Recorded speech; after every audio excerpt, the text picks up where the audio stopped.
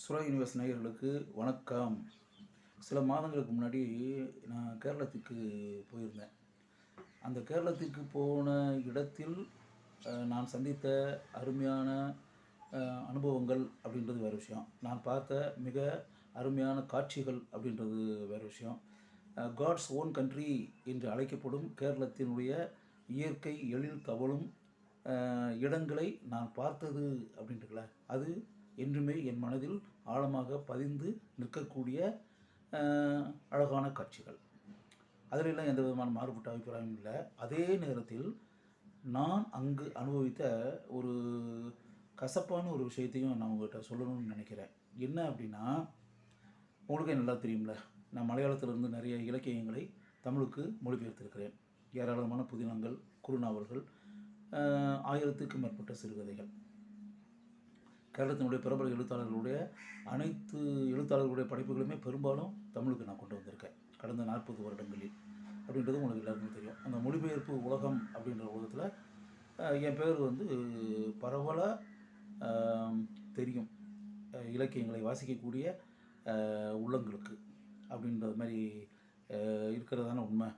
அப்படி இருக்கக்கூடிய ஒரு சூழலில் இப்போ நான் கேரளத்துக்கு நான் போனேன்னு வச்சுக்கோங்களேன். போனால் எப்போவுமே வந்து பல வகையான மனிதர்களிடமும் நான் வந்து உரையாடுவேன்.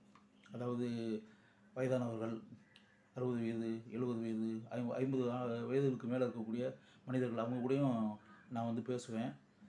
நடுத்தர வயதில் இருப்பவர்கள், 30 வயசு, 35 வயசு, அதாவது பிலோ 40 அந்த ஏஜ் இருக்கவங்க கூடயும் பேசுவேன். இளைஞர்கள் 20 வயசு, 25, பிலோ 30 கல்லூரி மாணவர்கள், அலுவலகங்களில் பணியாற்றக்கூடிய இளைஞர்கள், இப்படி பல வகையான மனிதர்களிடம் நான் பேசுவேன். பல வகையான விஷயங்களை பற்றி, இலக்கியங்களை பற்றி, அரசியலை பற்றி, கேரளத்தில் இருக்கக்கூடிய சூழ்நிலைகளை பற்றி, மக்களுடைய வாழ்க்கையை பற்றி, இப்படின்றதெல்லாம். இது பொதுவாக எப்போவுமே எத்தனையோ வருடங்களாக எனக்கு இருக்கக்கூடிய பழக்கம். கேரளத்துக்கு நான் எந்த ஊருக்கு போனாலும் இதை மாதிரி உரையாடுவது அப்படின்றது என்னுடைய பழக்கம். அந்த உரையாடுவதன் மூலம் கேரளத்தில் அப்போது இருக்கக்கூடிய இந்த சூழல் அப்படின்றோம்ல, சுச்சுவேஷன் அப்படின்றதுல அதை தெரிந்து கொள்ள வேண்டும். மக்களுடைய சிந்தனைகள் எந்த அளவுக்கு இருக்கின்றன அப்படின்றது ஒன்று, மக்கள் எந்த அளவிற்கு எப்படிப்பட்ட விஷயங்களில் ஆர்வமாக இருக்கிறார்கள் அப்படின்றது, இதெல்லாம் தெரிந்து கொள்ள வேண்டும் என்பதற்காகவே நான் போய் பேசுவேன்.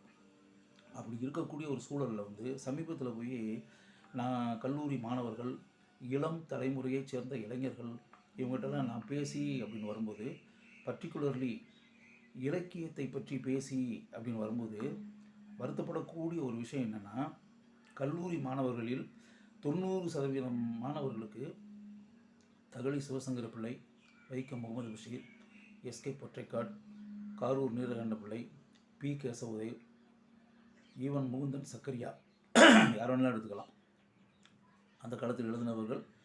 அதுக்கு பிறகு காக்கநாடன், ஓவி விஜயன் அந்த காலகட்டத்தில் எழுதியவர்கள். அதுக்கு பின்னாடி இருக்கக்கூடிய 30 ஆண்டுகளுக்கு மேலாக எழுதிக்கிட்டு இருக்கக்கூடிய நவீன மலையாள இலக்கியவாதிகள் அப்படின்னு எல்லா தலைமுறையிலும் இருக்கக்கூடிய எழுத்தாளர்கள் அப்படின்ல. இதில் 90% ஆஃப் த இளைஞர்களுக்கு இவங்களை பற்றி எதுவுமே தெரியலை. அதான் உண்மை. இவங்களுடைய படைப்புகள்லாம் அவங்க படிக்கலை. தகழியினுடைய படைப்பெல்லாம் படிக்கலை, பஷீருடைய படைப்பெல்லாம் படிக்கலை, கேசவதேவனுடைய படைப்பெல்லாம் படிக்கலை, காரூர் நீலகண்ட பிள்ளையினுடைய படைப்பெல்லாம் அவங்க வாசிக்கலை. அதே மாதிரி காக்கநாடன், ஓவி விஜயன் இந்த மாதிரி ஆட்களுடைய படைப்புகளையும் வாசிக்கலை. எம் முகுந்தன், பால் சக்கரியா போன்ற நவீன மலையாள இலக்கியத்தின் சிற்பிகள், அவங்களுடைய படைப்புகளை பற்றி அவங்களுக்கு எதுவுமே தெரியலை. அதான் உண்மை. ஒரு சில பேருக்கு பேர் மட்டும் தெரிஞ்சிருக்கு. பேர் மட்டும் அப்படி யோசிச்சு பார்த்து அது பேர் ஞாபகம் இருக்குன்ற மாதிரி. மற்றது அவங்களுடைய படைப்புகளை பற்றியெல்லாம் ஒன்றுமே தெரியல. ஒரு சில மாணவர்கள்ட்ட கேட்கும்போது, இப்போ பால்யகால சகி, இளம்பருவத்து தோழி அப்படி வச்சுங்களேன், பால்யகால சகி பஷீர் எழுதின அந்த புத்தகம் படிச்சிருக்கா அப்படின்னு கேட்டால், நாண்டிட்டெல்லாம் இருந்துச்சுன்றான். பாடப்புத்தகத்தில் நாண்டிட்டெல்லாம் இருந்துச்சு, அந்த நாண்டிட்டெல்லாம் இருந்தாலும் நான் படித்தேன்னு சொல்லி அவ்வளோதான் தெரியுது. அது ஒரு பாடப்புத்தகமாக நாண்டிட்டெல்லாம் தான் தெரியுது அவனுக்கு. அதை தாண்டி அது மேலே ஒரு பெரிய ஈர்ப்போ, அதில் வரக்கூடிய அந்த கதாபாத்திரங்கள் இருக்கு இல்லையா, அந்த கதாபாத்திரங்கள் வந்து அப்படியே மனசில் வாழ்ந்து அப்படின்றதுல அப்படிப்பட்ட இதுவோ அப்படிலாம் ஒன்றும் கிடையாது. நத்திங்.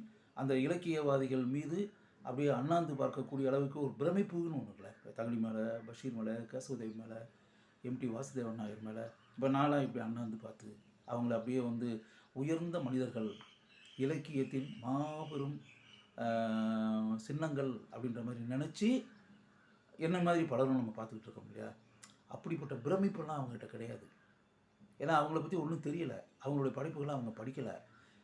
இப்போ இந்த இடத்துல நான் அப்படியே ஒரு 30 ஆண்டுகளுக்கு முன்னாடி எப்படி அப்படின்றத அதையும் பார்க்குறேன். 30 ஆண்டுகளுக்கு முன்னாடி கேரளத்துக்கு நான் போய் அங்கே இருக்கக்கூடிய மனிதர்களோட உரையாடி அப்படின்னு வரும்போது, இப்போ நான் 90% ஆஃப் த பீப்புளுக்கு இதை பற்றி தெரியலைன்னு சொன்னான்ல, அப்போ நிலைமை எப்படி வரும்னா 90% ஆஃப் த பீப்புளுக்கு தெரியும், தெரியாதவங்க வந்து 10% கூட எனக்கு தெரிஞ்ச அதிகம் என் கணிப்பு. 5% பீப்புளுக்கு வேணால் தெரியாமல் இருக்கலாம். 90-95% பீப்புளுக்கு இவங்க இந்த எழுத்தாளர்களை பற்றி எல்லாரை பற்றியுமே தெரியும். தகழி அப்படின்னாலே அவங்க தகழியை பற்றி 1 மணி நேரம் அவங்களே பேசுவாங்க. வைக்கம் முகமது பஷீரை பற்றி 1 மணி நேரம் பேசுவாங்க. கேசவதேவை பற்றி 1 மணி நேரம் பேசுவாங்க. எம்டி வாசவனார்னா எம்டி வாசவனாருடைய படைப்புகளை பற்றி அவங்களே சொல்லுவாங்க. அந்த அளவுக்கு ஒரு ஜெனரேஷன். நான் இப்போ பல நேரங்களில் வந்து டீ கடையில் சாதாரணமாக இப்போ டீ போடக்கூடிய சேட்டன் இருப்பார்ல, அவர் இல்லாட்டி டீயை கொண்டு வந்து நமக்கு கொடுக்குற பையன் இருப்பாங்கள்ல, டீ அதாவது தேநீரை டேபிளில் கொண்டு வந்து சில டைம் கையில் கொண்டு வந்து கொடுக்கக்கூடிய வேலை பார்க்கக்கூடிய ஒரு சிறுவன், ஒரு 15 வயசு 16 வயசு 17 வயசு இருக்கக்கூடிய சிறுவன் அப்படி வச்சுக்கோங்க. இவங்களுக்கு எல்லாருக்குமே அவங்கள பற்றி தெரியும். ஆக்சுவலாக அவங்களே என்கிட்ட கேட்பாங்க, ஆக்சுவலாக சார் இது எஸ்கே பொற்றைக்காட்டினுடைய இது நீங்கள் பண்ணியிருக்கா சார், தமிழில் ட்ரான்ஸ்லேட் பண்ணியிருக்கா அப்படின்னு, இது பண்ணணும்னு நினைக்கிறேன் அப்படின்னு சொன்னால், சார் அது நாடன் பிரேமம்னு சொல்லிட்டு ஒரு புக்கு இருக்குது, புக்கு பண்ணுங்கள் சார், நல்ல புக்கு அப்படின்னு. அதேமாதிரி என்ன சொல்லணும்னா கேரளத்தில் தான் என்கிட்ட வந்து வைக்கம் முகமது பஷீரை பற்றி பேச்சு வரும்போது அவங்க தான், சார் நீங்கள் இதெல்லாம் பண்ணியிருக்கல, பலிகலசகி என்று பொப்பு கௌரவ ஆன உண்டான பாத்துமையுடைய ஆடு, மாந்திரிக பூச்சை, மரணத்தின் நிலையில் ஜீவித நிலவுப்பாடுகள், ஆணவாரியம் பொன்குறிசும், தாரா ஸ்பெஷல்ஸ் இதெல்லாம் பண்ணிடல சார், நீங்கள் சசினாஸ் பண்ணியிருக்கா சார்னு. ஆக்சுவலாக அவங்க சசினாஸ்னு அந்த கதையை சொல்லும்போது எனக்கு ஆக்சுவலாக ஒரு 25 வருஷத்துக்கு முன்னாடி சசினாஸ்ன்ற கதையை நான் இப்போ ஆக்சுவலாக இப்போ படிக்கவே இல்லை, பஷீருடைய கதை. சசினாஸ் நீங்கள் பண்ணியிருக்கா சார்னு. இல்லை பண்ணலையே அப்படின்னா, சார் அந்த கதை பண்ணுங்கள் சார், நல்ல கதை அப்படின்னு. அதுக்கு பிறகு நான் சசினாஸை வந்து படித்தேன், படித்து அதை ட்ரான்ஸ்லேட் பண்ணேன், அது புத்தகமாக வந்துச்சு. இது அடுத்த மேட்டர். இது எதுக்காக சொல்கிறேன்னா, அந்த பழைய ஜெனரேஷன் 30 ஆண்டுகளுக்கு முன்னாடி இருக்கக்கூடிய ஜெனரேஷன் எப்படி இருந்தது, அவங்க வந்து எந்த அளவுக்கு இலக்கியவாதிகளை பற்றி தெரிந்து வைத்திருந்தார்கள், இலக்கிய படைப்புகளை பற்றி தெரிந்து வைத்திருந்தார்கள், எழுத்தாளர்களின் மீது எந்த அளவுக்கு உயர்ந்த மதிப்பும் மரியாதையும் அந்த தலைமுறை வைத்திருந்தது கேரளத்தில் அப்படின்றத கண்கூடாக பல தடவைகள் பல வருடங்கள். ஏன்னா நான் கேரளத்துக்கு போகிறது அப்படின்றது வந்து தண்ணிப்பட்ட பாடு அப்படின்வாங்களே, அந்த பேட்டர்னில் இங்கே இருக்கிறாங்களே சின்ன பல நேரங்களில் ஃபோன் பண்ணி கேட்கும்போது, சார் நீங்கள் இருக்கிறது இங்கே தமிழ்நாட்டில் இருக்கீங்களா கேரளத்தில் இருக்கீங்களா சார்னு இப்போ கூட அப்படி கேட்பாங்க. அப்படி வச்சுக்கோங்க. அப்போ நான் கேரளத்தில் எந்த அளவுக்கு கேரள மண்ணில் என் கால் பதிந்து இருக்கிறது அப்படின்றத நீங்களே உணர்ந்துக்குங்க.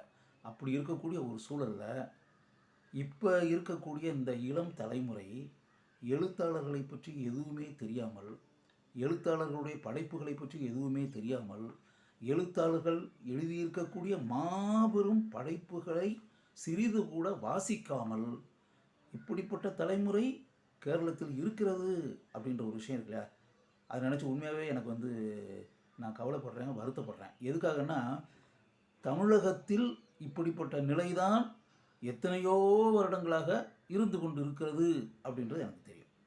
இப்போ நீங்கள் வந்து 1000 பேர் ரோட்டில் நடந்து போகிறாங்கன்னு வச்சுங்களேன், அந்த 1000 பேர் நடந்து வந்து 1000ல் ஒரு ஆளுக்கு கூட எழுத்தாளரை பற்றி எதுவுமே தெரியாது. நம்ம தமிழ்நாட்டில் எவ்வளோ பெரிய எழுத்தாளராக இருந்தாச்சு, அவங்க ரோட்டில் நடந்து போயாச்சுன்னா அவங்க யாருன்னே தெரியாது.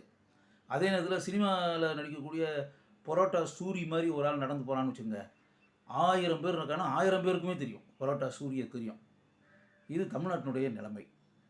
தமிழ்நாட்டில் கூட்டம் கும்பலில் நிற்கக்கூடிய சினிமா நடிகரை கூட தமிழகத்தில் இருக்கக்கூடிய அனைத்து மக்களுக்கும் தெரியும் அப்படின்னு. ஜெயகாந்தன் வந்து அவரை பற்றி டாக்குமெண்ட்ரி ஒன்று பண்ணியிருப்பாங்கல்ல, ரவி சுப்பிரமணியம் பண்ணார்ல, அந்த டாக்குமெண்ட்ரியில் ஒன்று வரும். கடலூரில் வந்து ஜெயகாந்தன் போய் கடலூர் பீச்சில் வந்து ஜெயகாந்தன் அப்படியே நடந்து போய் அப்படின்னு வரும்போது அங்கே இருக்கக்கூடிய சின்ன பசங்கள்கிட்ட போய் அவர் கேட்பார், இது மாதிரி நான் யாருன்னு தெரியுமா அப்படின்னு. யாருன்னு எங்களுக்கு தெரியாது. ஜெயகாந்தன் எவ்வளோ பெரிய எழுத்தாளர் கல்லூரி மாணவர்களுக்கே தெரியாது, இளம் தலைமுறையை சேர்ந்தவங்களுக்கே தெரியாது அப்படின்னா, சிறுவர்களுக்கு பள்ளிக்கூடத்தில் படிக்கிட்டு இருக்க சின்ன பசங்களுக்கு அவங்களுக்கு எப்படி தெரியும்?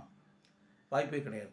அவங்க வந்து ஒரு 7th 8th 9th 10th படிச்சுக்கிட்டு இருக்க பசங்களுக்கு அவங்களுக்கு தெரியலை, இல்லை எங்களுக்கு யாருன்னு தெரியலைன்றாங்க.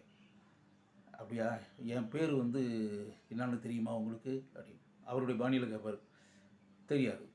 என் பேர் ஜெயகாந்தன். ஒரு இடம் சொல்லுங்கள் அப்படின்னு. ஜெயகாந்தன் ஜெயகாந்தன் வாங்க. இன்னொரு இடம் சொல்லுங்கள். ஜெயகாந்தன் ஜெயகாந்தன் அதுதான் என்னுடைய பேர் அப்படின்னு சொல்லிட்டு அது சொல்லுவார். ஆனால் உங்களுக்கு வந்து ஜெயகாந்தனை தெரியாது, ரஜினிகாந்தன் தெரியும். ஜெயகாந்தனுக்குன்னு இருக்கக்கூடிய அந்த கிண்டல் கேலி நக்கல்ன்றோம்ல, சட்டையார் அப்படின்லாம், இதுக்கு மேலே என்னங்க சொல்லணும்? சினிமா நடிகர்களை தமிழ்நாட்டு மக்களுக்கு தெரியுங்க. எழுத்தாளர்கள், கவிஞர்கள், இலக்கியவாதிகள் எல்லாம் தமிழ்நாட்டு மக்களுக்கு தெரியாது. அதான் உண்மை. ஜெயகாந்தன் நச்சுன்னு ஒரே ஒரு லைனில் அடிச்சிருப்பார். செவுட்டில் அரைஞ்சதுன்றாங்கல்ல, கன்னத்தில் இருக்கிறதுன்றல, அப்படி பாட்டு சொல்லுவாங்க. உங்களுக்கு ஜெயகாந்தனை தெரியாது, ஆனால் ரஜினிகாந்தன் நல்லா தெரியும் அப்படின்னு இருப்பார். நான் கைதட்டினேன் அந்த டாக்குமெண்ட்ரி பார்க்கும்போது, ஆவணப்படத்தை பார்க்கும்போது கைத்தட்டினேன்.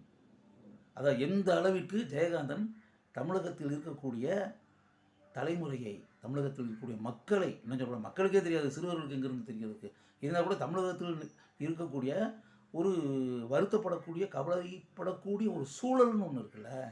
எழுத்தாளர்களை தெரியாத தமிழகம், சினிமா நடிகர்களை தலையில் வைத்து கொண்டாடக்கூடிய தமிழகம் அப்படின்ற ஒரு மேட்டரில் பலர் ஒரு இருப்பார், ஒரே லைனில் சாத்தியிருப்பார் ஜெயகாந்தன். அதை மாதிரி தமிழகத்தில் இருக்கக்கூடிய நிலைமை அப்படின்னு வரும்போது எத்தனையோ வருடங்களாக நான் நேரடியாக பார்த்துக்கிட்டு இருக்கக்கூடிய விஷயந்தான். தமிழ்நாட்டில் இருக்கக்கூடிய எழுத்தாளர்களை வந்து ரோட்டில் நடந்து போனால் கூட அவங்களை யாருன்னு தெரியாது அப்படின்றது நமக்கு எல்லாருக்கும் தெரிஞ்ச விஷயம். கேரளத்தில் ஏன் இப்படிப்பட்ட நிலை உண்டானது? அதானே, அதுக்கு தானே நான் கவலைப்பட்டேன். கேரளத்தில் ஏன் 25-30 வருஷத்துக்கு முன்னாடி அப்படியே ரோட்டில் போகிற எல்லாருக்குமே தகழி தெரியும், பஷீர் தெரியும், கேசவ தேவர் தெரியும், எம்டி வாசகநாயகர் தெரியும், பால்சக்கரியாவை தெரியும், முகுந்தனை தெரியும், மாதவி குட்டியை தெரியும், காக்கநாடனை தெரியும், ஓவி விஜயனை தெரியும், ப்ரொஃபஸர் கிருஷ்ணநாயரை தெரியும். அப்படி இருந்த கேரளம், அப்படி இருந்த கடமனிட்ட ராமகிருஷ்ணனை தெரியும், செம்மனம் சாக்கோவை தெரியும், இப்படி இருந்த வைலோ பிள்ளையை தெரியும், ஓஎன்வி குரூப்புவுக்கு தெரியும். அப்படி இருந்த கேரளம் ஏன் இப்படி ஆனது? இந்த தலைமுறை ஏன் இப்படி ஆனது? இதற்கு காரணம் என்ன? இப்படி இருக்கலாமா? இப்படி இருக்கக்கூடாது அல்லவா? கேரள மண்ணில் பிறந்த இளைய தலைமுறை, இளம் தலைமுறை, ப்ரெசன்ட் யங் ஜெனரேஷன் அப்படி இருக்கக்கூடாது. தமிழகத்தில் இருக்கக்கூடிய சூழல் கேரளத்திலும் இருக்கிறது என்றால் உண்மையாகவே அதற்காக நான் வருத்தப்படுகிறேன், கவலைப்படுகிறேன். இந்த நிலைமை மாற வேண்டும் என்று மனப்பூர்வமாக நான் ஆசைப்படுகிறேன்.